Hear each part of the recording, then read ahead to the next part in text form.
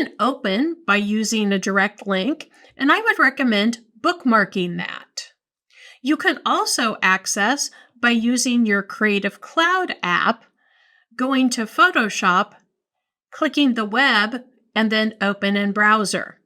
Either of those methods work great for accessing Photoshop. Inside the home, you can get started by uploading a file, generating a file, or creating a blank document. If you scroll down, you'll see all of your Photoshop document files in a most recent order. You can also access your other cloud files. I'm going to go ahead and select this photo as a place to get started. Photoshop on the web has a similar layout to the desktop app. You can see we have the tools on the left and our panels on the right. We're going to begin by adding another image on top of this. I'm going to click Add Image, and you'll see that we have access to Adobe Stock, which is super handy. We're going to go ahead and upload from our device. And so it brings in that image right on top, and we can see that in our Layers panel on the right. Now, if I want to hide these, I just need to click to hide any of those panels, and then click again to reveal them.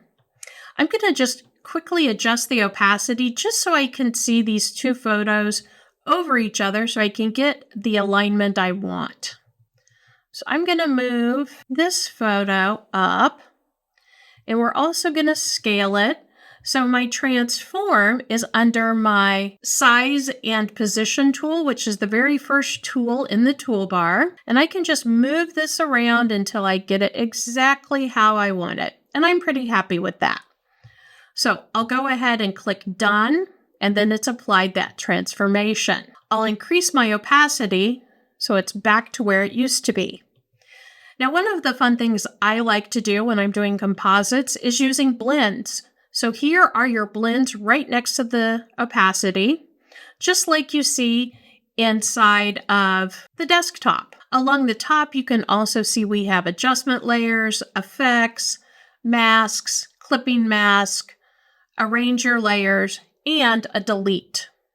So exactly like what you have on the desktop app. Let's go over to our tools and experience some of those. So we've already looked at the size and position with our transform. Let's try a generative fill. So I'm going to brush in where I want this to appear. Right kind of here is where I want what I'm going to generate. And so this just works like any other brush. I can adjust it using my size over here, or I can adjust using my brackets. I am going to add a full moon, and I'll go ahead and hit enter. So this generation is going to give us several different options that I can choose from, and then I can always generate again if I don't like those three options that I get.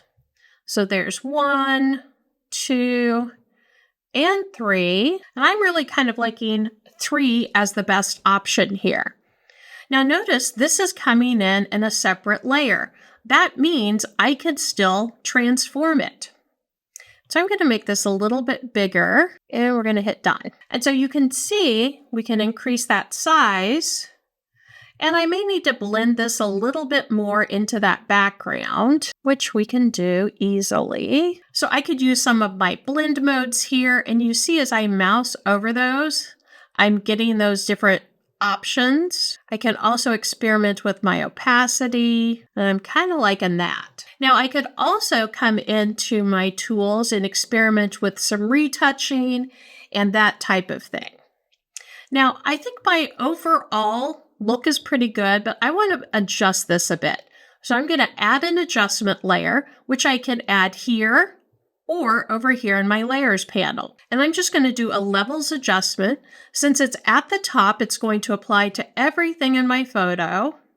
And I'm just going to kind of lighten up just in those midtones a little bit. Just like in desktop Photoshop, if I want to go back, I can just double click that, get back into the levels, and continue to make an adjustment. Moving on down in our toolbar, I have some selection options. Now, if you really want a great overview of selections, check out our video on the desktop app. Works very similar. We could retouch, so if we want to do a little spot healing around this area, we can come in and do some spot healing. And just kind of use that to blend that area in a little bit more. So that's how you can use that spot healing brush. Next, we have quick actions. So these can be quick adjustments, quick lighting, any of those type of things. And notice we're applying it to individual layers, okay? So we can apply these to different layers just to see what those might look like and play with those. That's kind of interesting. And you can hide those as well. Next, you have your paint, your shapes, and your type. So all of these options are very similar to what you see in Photoshop on the desktop. Moving over to our right panels, we went through our layers and our layers properties. Next is your history panel. So this works exactly like the history. If you want to come down and make any changes, you can do that. And then finally, you have your comments panel. One of the fun things you can do with Photoshop on the web is send to different apps. So if I wanted to edit this exact same thing inside my desktop app with all of the layers, exactly what I've done, I can do that. I can also send it to Adobe Express if I want to go ahead and create some social media content with it, or maybe play with things like animation. To save this document, I'm going to come over to my left and click these hamburger menu here, and I'm going to save this as.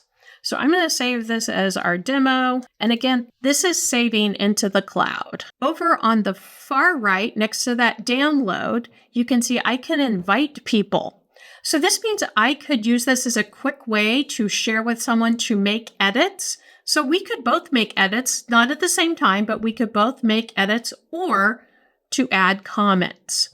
So hopefully that gives you a great idea of what you can do with Photoshop on the web. Have fun with that.